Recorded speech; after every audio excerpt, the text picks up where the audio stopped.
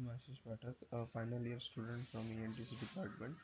Today I will be explaining the topic transition from IPv4 to IPv6 using tunneling methods. Uh,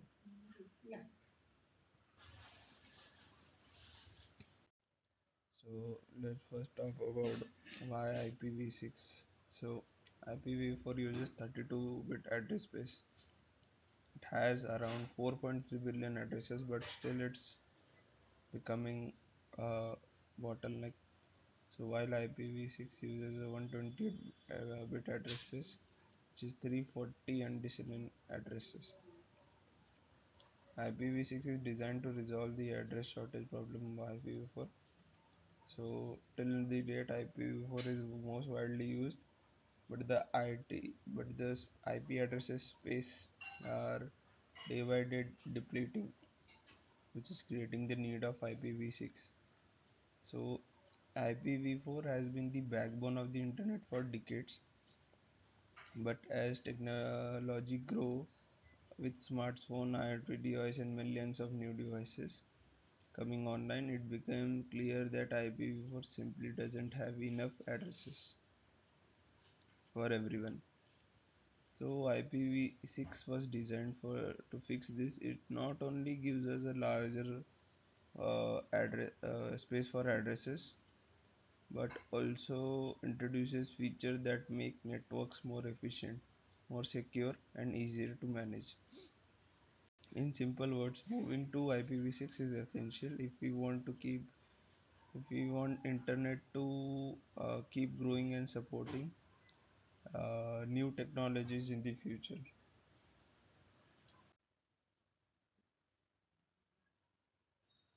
So why the transition to IPv6? First, we have talked about the address exhaustion. Second is better features such as IPv6 offers better benefit like better security. Uh, Simplified header, the packet it sends, it has a simplified header format and auto config, stateless auto configuration. So, and also it has a network scalability. IPv6 allows for easier hierarchical addressing, reducing the need of network address translation.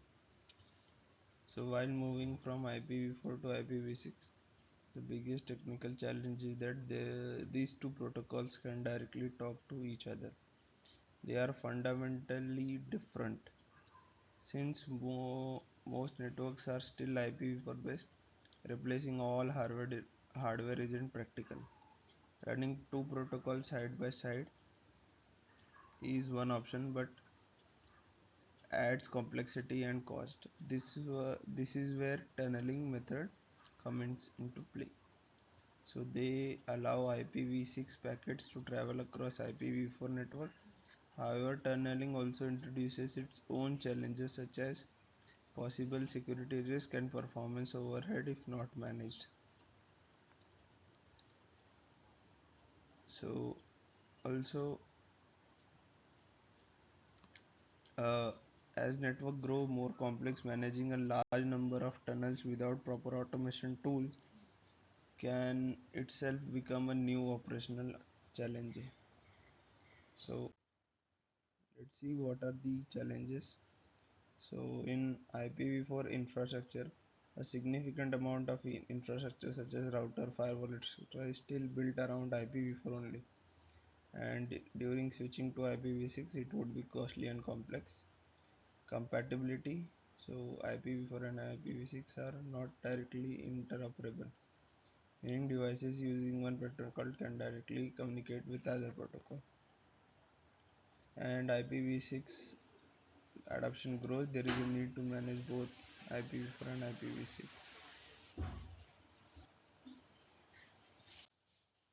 So what is tunneling? Tunneling is the process of encapsulating IPv6 packets within IPv4 packets or vice versa to allow them to pass through an IPv4 infrastructure.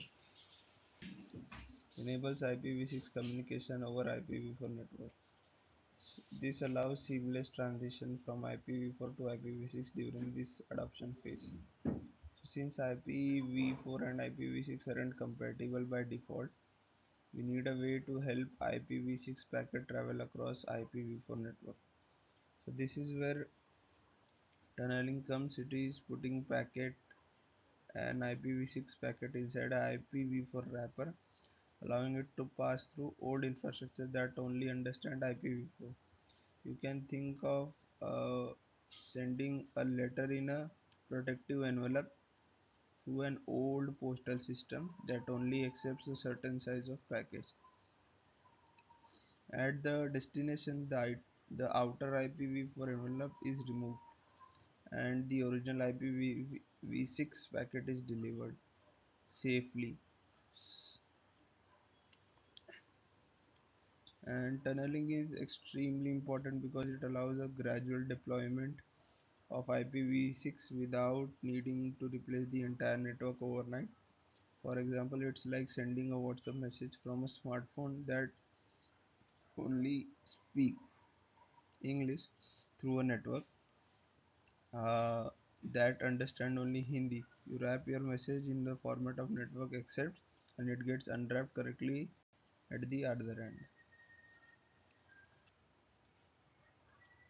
So next is types of tunneling. There are four types of tunneling. 6 to 4 tunneling, where uh, so 6 to 4 tunneling, pterodot tunneling, is a tap tunneling, and 4 to 6 tunneling. Yep.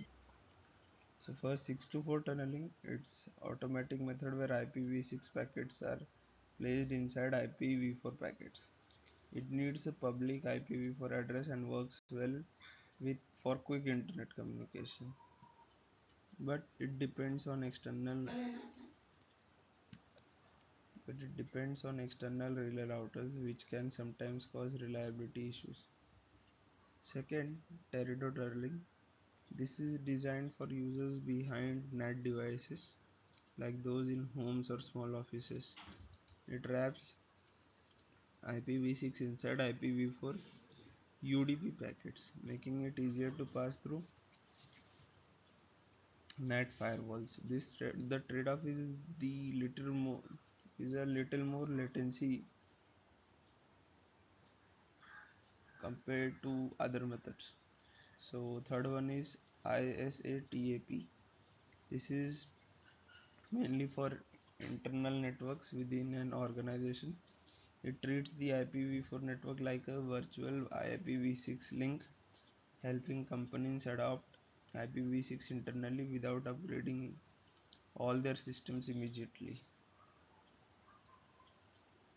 And finally, 4 to 6 tunneling. It's a bit less common. Here, IPv4 packets are encapsulated inside IPv6 packets. It's used in cases where most of the network is already IPv6. But there are some legacy IPv4 systems that need supports. Each of these methods has its own use case depending on the network setup and transition plan. Choosing the right tunneling method is critical. It affects not just connectivity but also the performance and security of the network during transition. So, in the conclusion, the benefits are smooth IPv4 to V6 transition, cost effective, no full network upgrade needed during tunneling, supports gradual deployment, tunnel should be encrypted, tunnel hijacking and data leaks if insecure. There is this risks also. So tunneling is temporary but essential solution. It helps until IPv6 become fully adopted worldwide. So tunneling brings several important benefits. First, it allows IPv6 to work when even in the underlying network is still IPv4, meaning organizations don't have to replace everything immediately. It also makes the transition more cost effective and flexible. Companies can plan and upgrade their systems gradually instead of rushing. However, tunneling also introduces some security concerns of tunnel.